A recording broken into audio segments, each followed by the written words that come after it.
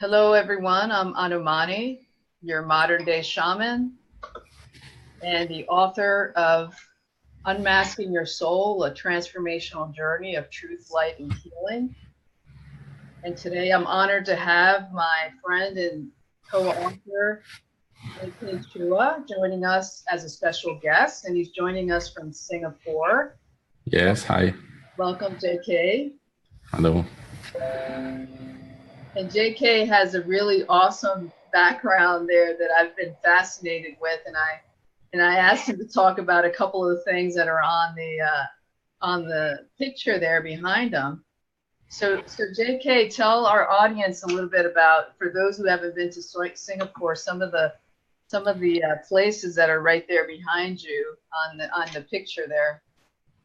Yeah, I think here on my left here, this is the central business district of Singapore. And then on the right here is the Marina Bay Sands Integrated Resort. This is the hotel, 3 pillars of hotel rooms. And then there's a lotus-shaped art and science museum. And this is a prime spot for photos. And on the rooftop, there's an infinity pool. And it's by far, I think, one of the most famous infinity pools in the world. It's the highest in the world currently. Wow, that's fascinating. So before we get started, JK, I'm just going to introduce you to our audience. Okay. So JK has worked in U.S. multinational telecommunications and infocom companies for over 28 years before reinventing himself as an entrepreneur, best-selling author, and motivational speaker. In the last 8 years, JK has extensive experience in sales management, strategic selling, marketing, customer service, product development, and product management. He spent many years driving the business for Data General, Seagate, Nortel Networks, IBM, OpenWave, Qualcomm, Labs, and Sonium in Asia with close customer engagement with leading customers. He also did business development for Qualcomm in the Middle East, North Africa region. JK runs design thinking for sales and sales immersion workshops and provides business consulting for his customers to sharpen their competitive edge. As the chief business strategizer of Octo Neon, he coaches and mentors entrepreneurs, business owners, and corporate warriors to succeed in their business by fast-tracking their learning curve and avoiding common pitfalls. Using MIT Sloan School of Management's approach to design thinking, he helps businesses leverage design thinking to drive innovation in product, service, and experience design. JK helps reinvent, reposition, and reignite the careers to reach optimal potential. He also mentors business school and engineering alumni and undergraduates at the National University of Singapore as a way of giving back to society in his alma mater. And JK survived life-threatening kidney cancer and liver hepatitis. He helps his clients to revitalize their body, reactivate their mind, and rejuvenate their soul for peak performance. He champions healthy living to encourage corporate warriors to take care of their health for optimal performance. And he currently resides in Singapore with his family. Welcome, JK. Thank you, Eileen. And we always like to start our audience with the same question. And so I'm going to ask you this question. You talk a little bit about your soul in the bio. So for you, what is your definition of soul? I guess in the traditional sense of the word, soul means a spirit of a deceased person. But for me, soul means what's the essence of your life, what makes you what you are, what are things that influence you early in your life, what are things that make you change or make you not change, you know. And I think also the characteristics that we were all gifted when we were born, when we were at birth, we had certain characteristics that may have developed or may have changed or may not have changed, or got harder, we got tougher, you know, things like that. So I guess that's my personal definition as a soul. And in terms of knowing what you are, I think that's very important in understanding and working through the world. Thank you. And that's totally in alignment with the purpose of why I started this series and Unmasking the Soul, and really helping people to be comfortable in being more of who they are and giving them recommendations and advice on how they can start to do that. And I met you in Christine Closer's Master Heart program, and you were one of the co-authors in Pebbles of the Pond, and you wrote about your story in that book. So tell us a little bit about your own journey of unmasking and how you've become an entrepreneur. You said you reinvented yourself, and you also went through some life challenges with the cancer. So tell us more about your journey and how you got to where you are today. Yeah, okay, right. So when I was young, I was actually introverted. Actually, a lot of people, if they know me today, they wouldn't have guessed that I was introverted. So when I was young, I wanted to be an engineer and wanted to build bridges, buildings, and all the wonderful structures that had a purpose, to show people this as our an achievement for our countries or cities. And then, of course, perhaps when I was young, perhaps I hid behind a mask of being fear of being me. I grew up in an environment, I visited my grandparents who were very traditional. And this is traditional Chinese families where there was a lot of respect for elders and it was a given. And we were told to only speak when spoken to, right? So we sort of feared the authority. And maybe that sort of made me mask myself, and then I became somewhat introverted and quiet when I wanted to speak all the time.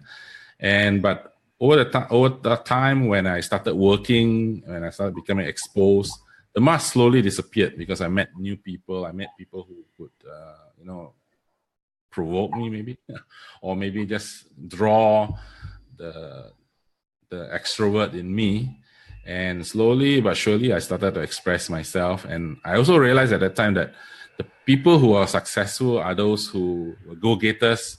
They were always expressing their thoughts and ideas, and they were not fearful of making mistakes. They could talk freely. Of course, they make mistakes, but we all learn from mistakes. So that was, I think, the initial period where I started to unmask myself, and I realized that, hey, the more I unmasked myself, the more successful I became. And I moved into different areas. And initially, I started with R&D. R&D being backroom. These people are quiet. They just work on their codes. And I realized that I had more to offer. Then I went into IT support, which interacting with more people. And then after that, I did marketing, interacted with even more people. And one day, someone offered me a position to do sales. Even more, I had to become more myself. And that, I think, was the sort of a turning point that I started really unmasking myself and really found value in doing what it was. Yeah. So was there a pivotal moment, because you talk about reinvention in the last 8 years, was there a pivotal moment where you felt you had to reinvent yourself, and what was that like, and what was the pivotal moment that caused you to do that? I think it was the transition from marketing to sales. When I was in marketing, I did a lot of talking to the customers. I was working as a salesperson. I was engaging them. And in fact, a couple of them thought I was a salesperson. Then I realized that, hey, maybe I should give it a try. So I gave it a shot, and then I became a salesperson. And then as I engaged the customers to try to sell products and services, I realized that the more I became myself, which was a fun-loving, go-getter, a friendly guy, and I became friends with the customers, and some of them treated me like a brother. And then I had ladies who asked me to be their brother, and they would become their sister to me, and we had a great friendship. And till today, we have remained lifelong friends. And off and on, when I have new products and services or I have new ideas, I just give them a call, and I became friends, and that has helped me with the bonding. And by unmasking myself, I became more myself, more authentic, and you draw more people to you. Versus sometimes when you put on a mask, you almost like put on a barrier to people around you. And I think that's probably to your point about unmasking your soul, right, Eileen? So that's an interesting point, right? Because I worked many years in corporate myself, and to have those types of customer relationships, that's really what, um, as you say, draws customers to you and helps you create a deeper bond, right, with the customers. Can you talk a little bit more about um, how you approach that in allowing yourself to be seen in that way? Were there things that you did with your mindset, things that you did with personal development in order to get to that place where you could be that way with your customers? Yeah, I guess it works both ways, right? The more I unmask myself, the more the customers also unmask yourself, right? So it's more like the ideal sales situation where the salesperson comes in, the more he tells, the more the customer will, you know, will reveal. And I think also to do with empathy, because one of the things that I teach in design thinking is about empathy. Empathy means putting yourself in the customer's shoes or in the other person's shoes, and then understanding what is he really looking for. Like for example, one example I always like to give is that sometimes, like for example, conflicts, right? Conflicts in a box, right? Right. If you are able to design a good packaging, you should be able to design the packaging where how you want, not how you want the person during breakfast to open the box, but how he opens the box, the cereal box.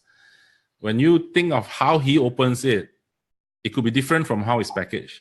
So when you think of how he opens it, that means you have a high level of empathy and degree of understanding on how he does things, right? Sometimes you can have a nice packaging, but what the guy does is just tears it apart. So all your packaging is wasted. So it would have been better if you had a paper bag packaging with a string and you just let him tear it apart, right? So some of those things that are important is empathy. That means you are able to empathize with the customer. And I think that's one of the things that is useful. When you unmask yourself, you can better empathize with the customer, and he is also willing to tell you how he does it. If he doesn't feel it, he won't tell you that he tears it apart. He'll tell you, "Oh, I open it slowly." He doesn't tell you the real truth of how he does things. So I So think that's one area. Yeah. yeah, and I love that. So I'm curious, do you think that the empathy came for you naturally because of your upbringing, the way you were raised? Because that's not something they really teach in business about having empathy. It's certainly something that I believe in, right? Of being in the customer's shoes and really building that bond of trust so that there's a mutual win-win relationship between you. So how did you build that empathy? Because empathy is something that's important in general in our lives. Yeah, I think empathy, as you rightly pointed out, it comes also from your upbringing. I think fundamentally, the parents and grandparents, when they instill empathy, right? Sometimes when you do things and then they reprimand us and then they say, hey, you should have done that, feel for the guy. And, did you consider what he thought? Did you consider things like that? So that as a base. And over time, you develop empathy when you see that it helps people. It also helps yourself because you become more sensitive to others. And I think that is a foundation. And over time, I think it also comes down to reading and mixing with people and seeing hardship sometimes. It's very important when people have difficulty, challenges, and you can see and you can help them overcome that. That's part of helping to build empathy. And I think that's very important. And then when you have done the right empathy, you are really understood, then you are better able to define the problem. Even in consulting or in business or in sales, right? You are selling what they need, not what you want them to buy. Yes. Right. Yes, very important point. So you're talking about, empathy and also in how to treat others, um, challenges that people go through. And you went through a challenge yourself with cancer. Can you talk a little bit about that and how that may have changed your view of the world? And I'm sure it also impacted your own empathy for Right. yourself. Right. I think that one was important. That experience got me thinking. And then that also inspired me to write the book. In fact, when I started writing the book, I didn't have cancer yet. I started it about 10 years ago. I was writing about corporate life, all that. But after the cancer experience, I decided, hey, maybe I should share with people out there what I went through so that they can better empathize. In fact, one of the persons who bought my book and read it told me that now, with after reading your book, I can better empathize with a cancer patient who may be a friend or relative. Instead of going and say, "Oh, you should do this, you should do this, and that, and everything else." Now I go there and listen to how the person is feeling and try to help them instead of trying to suggest too many things. Right? Like, don't eat this, don't eat that. Try this treatment, try that treatment, try this, this and that. So that helped them to better empathize. And now that I can better empathize, it helps me to explain to people why healthy living is important, so that you can perform better at work or in your life. And by doing that, I'm also able to understand and tell them, hey, I went through it myself. So I don't want you to go through the same challenges, health challenges. So as you talk about that, are there tips that you would recommend to people in terms of how you overcame, that challenge in your life, and things that maybe you've changed in your life as a result of that experience that would be helpful for people to think about? Yeah, I guess because I went through a lot of pain when I went through liver hepatitis. I was bloated to the extent that I felt I was going to explode. And the pain was so intense. I had to have injections to overcome the pain, and the injection would only take effect after 24 hours. So for 24 hours, I would suffer under pain. And then for kidney, after removing my cancer, I had to have an epidural. So epidural is only for difficult pregnancies. And so I had to go through that pain because I had a big scar. And because of the pain, I think that reminded me to be careful of my health. And I would advise people who have not gone through that before, think of what difficulties people have to go through, like chemotherapy, surgery, the agony, and things like that. When you think of those, then you will better understand and probably not want to go through the same process, and focus on healthy living, because healthy living is very important. And like they say, health is wealth, right? So tell us a little bit more about the work you're doing now, right? You reinvented yourself, and you're an entrepreneur and a speaker, and you do consulting with different organizations. So how has being more of yourself and being more authentic helped you with where you are now in your career? Okay, right. So currently I'm focused on actually 3 areas of my business. The first area is in representing North American and European companies to expand their business in South Asia.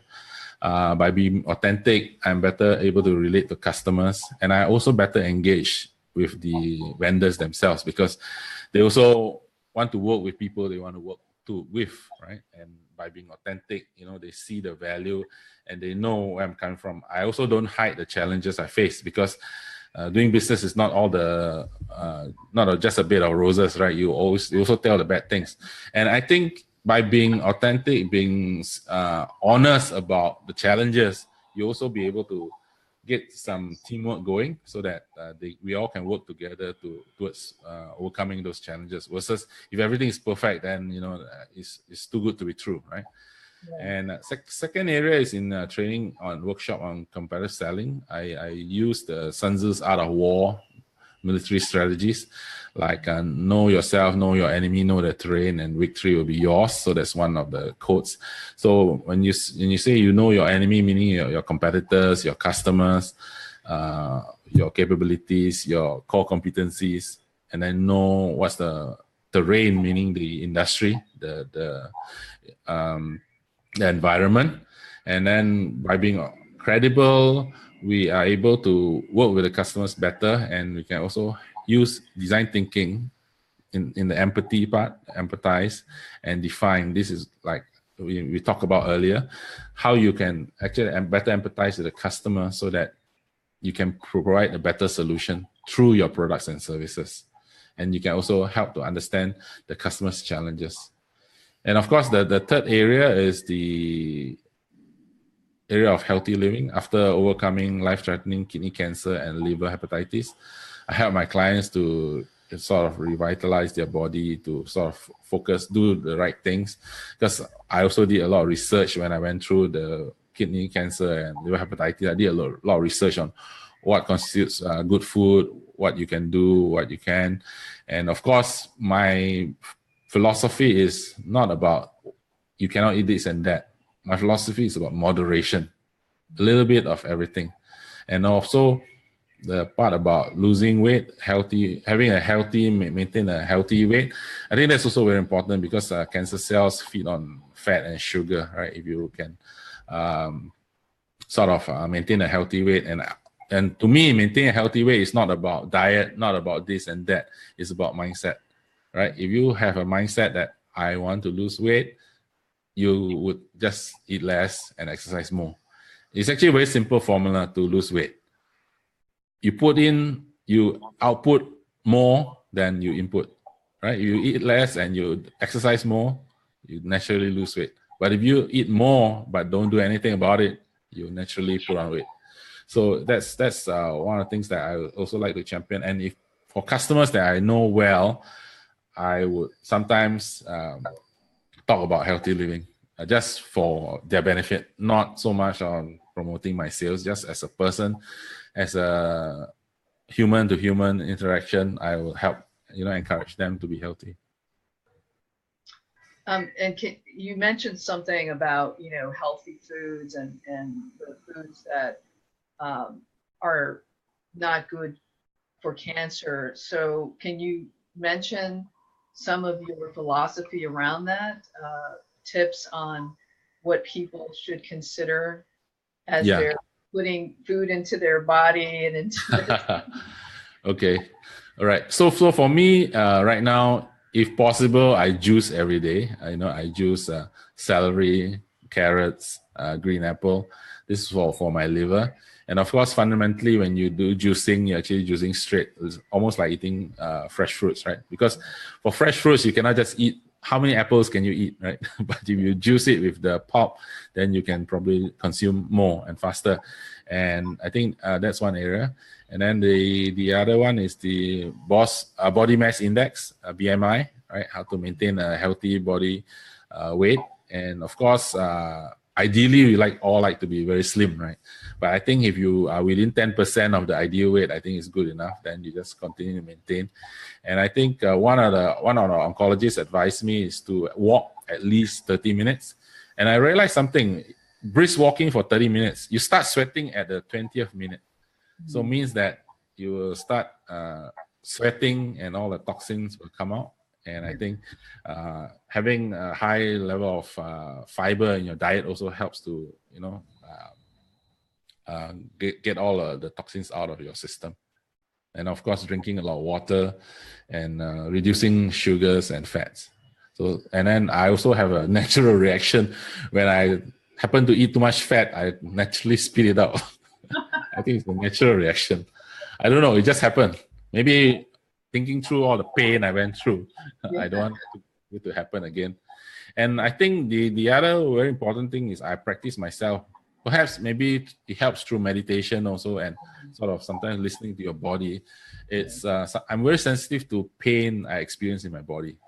Like if let's say suddenly I get discomfort in my lower rib cage here, that's where the liver is, right? Or my left side, that's where the intestine is, right?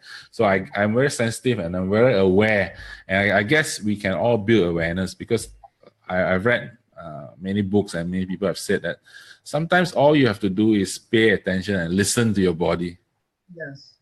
Right? And then you know what you want to eat. Just like sometimes you eat too much butter and you eat too much fat, 1 hour later you feel very lousy.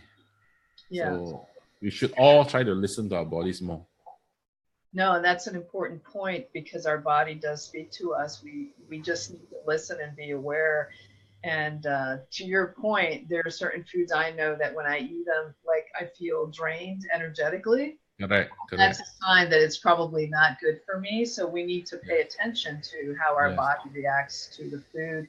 And also, you get to the point where your awareness is keen enough to know, and you can ask your body, like, should I eat this or not? And so those are great tips, JK. Thank you. So let's go back to as we get ready to close up here, what advice or tips would you give our audience in terms of their own unmasking? I think you mentioned meditation, which I'm a big believer in meditation, and going within to that stillness to help us really heal and get the conscious awareness of the things we need to change in our lives. Are there other pieces of advice or tips that you would give our audience on things that they can start to do to unmask themselves? Yeah, I think as we discussed, first we have to find ourselves, right? By that we mean we have to find our strengths and weaknesses. Of course, focus on our strengths, further enhance our strengths. For weaknesses, change to turn your weaknesses into strengths, perhaps. And then having an honest personal assessment of whether you are still hiding behind a mask. Are you your true self? Do you behave differently with people? Do you behave differently with certain people? Maybe you should try to, unmask yourself. And I think secondly, if you know that, you also need to give yourself time to adapt and change, right? Do not try to suddenly be from an introvert become an extrovert. So the people you meet will be second guessing, wondering what happened to you, right? So I think it has to be a slow change, and you slowly expose your true self. And you can also talk to people you're comfortable with, your close relatives, your close friends, and tell them, share with them, I'm actually like this, but actually all this my life I've been not myself. I want to be more myself, and perhaps you can support me. And I think thirdly, once you have done small bits of incremental changes, give yourself a pat in the back, and then tell yourself, yeah, I did a good job, and I would want to do more. And ask your friends and close people close to you for feedback. I think those are the things I would say how you do. And then the context of where you work also has to be done gradually. Like I moved from R&D to marketing to sales.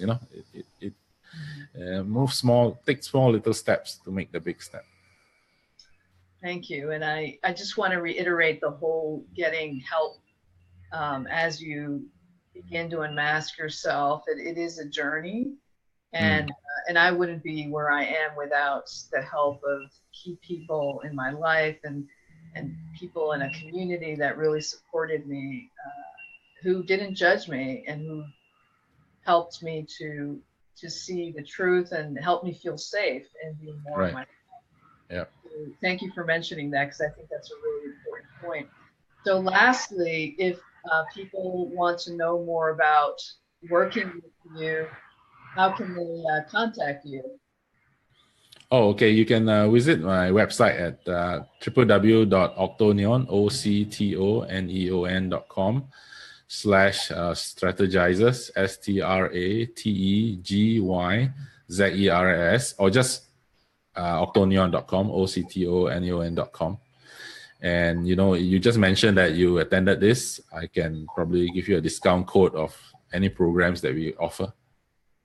Wonderful. And I'll put those URLs beneath the video on Facebook once we're done here. Anything? And my email also. Yeah, my email address. Yeah. I'll put all of that underneath the video. Any last words to our audience, JK? I think that'll be good. I'm good. Yeah. I've covered it all. Okay. Yeah. Well, Eileen, thanks for getting me on the call. yeah, absolutely. It's my pleasure to connect with you in this way. Thank you for coming on and being a special guest. And thank you for everyone for listening. We'll be on again next week on Monday, and you can check out our next special guest on our Facebook page at portraitsofyoursoul.com/Anumani Speaks. Thank you, JK.